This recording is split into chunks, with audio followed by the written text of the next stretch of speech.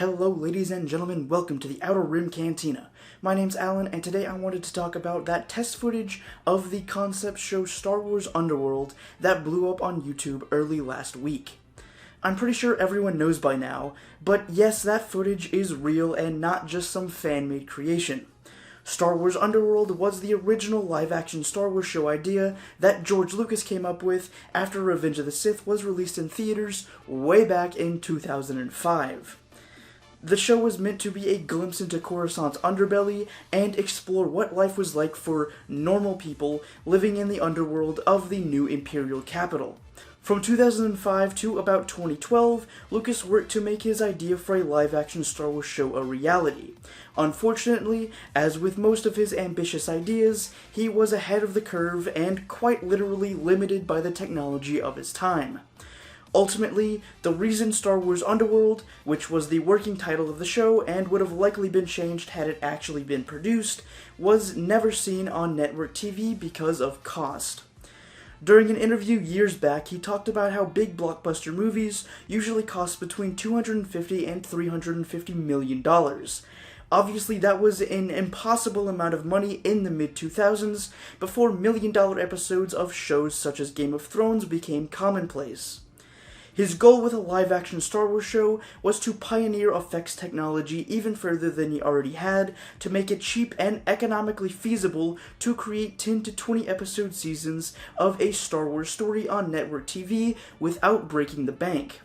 On top of this, he also said that if he succeeded in finding a way to make these episodes and seasons cheap, it would have also driven the cost down of making those big blockbuster movies. That all leads back to the test footage everyone went crazy about. It wasn't created by Lucasfilm or even touched by George himself at all.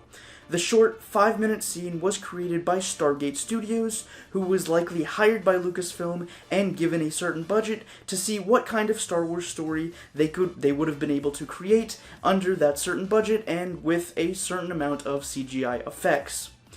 The weird thing is that this test footage is from 2011, and has actually been available online for 9 years now on Vimeo, but apparently no one has noticed or paid attention at all until now. After it got re-uploaded to YouTube last week, it was suddenly deleted from Vimeo.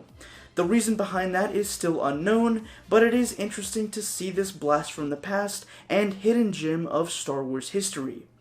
Honestly, for the time and budget, the footage itself doesn't look too bad. Sure, it's rough and unpolished, but it's not like it's a finished product. In addition to the actual test scene, there is also a 5-minute clip of behind-the-scenes footage that shows how each shot of the test scene was created. Through the use of very few real-life props and people, and a heavy use of real-time rendering CGI on a green screen set, Stargate was able to create something that, had the scene been polished and produced, might have ended up looking the same as like the visual effects from Attack of the Clones. By today's standards, that's not great, obviously, but for the mid-2000s that would have been groundbreaking.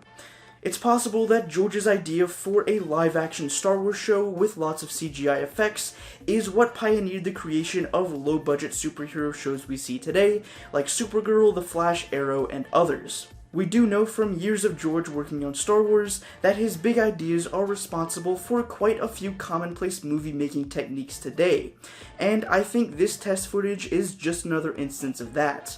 Had it not been for the limited technology and economic feasibility, Star Wars Underworld could have perhaps been one of the greatest technical achievements for the time for cable TV programs. Sadly, both we the fans and George himself never got to see that come to light. However, today we as fans do get to see what a live-action Star Wars show is all about, with the best technology and virtually unlimited sums of money, just not made by George, which I doubt he had ever expected to happen. I have a feeling that some of those normal people and shady character ideas that the maker came up with for his TV show made their way into and inspired some of the things we've seen in The Mandalorian.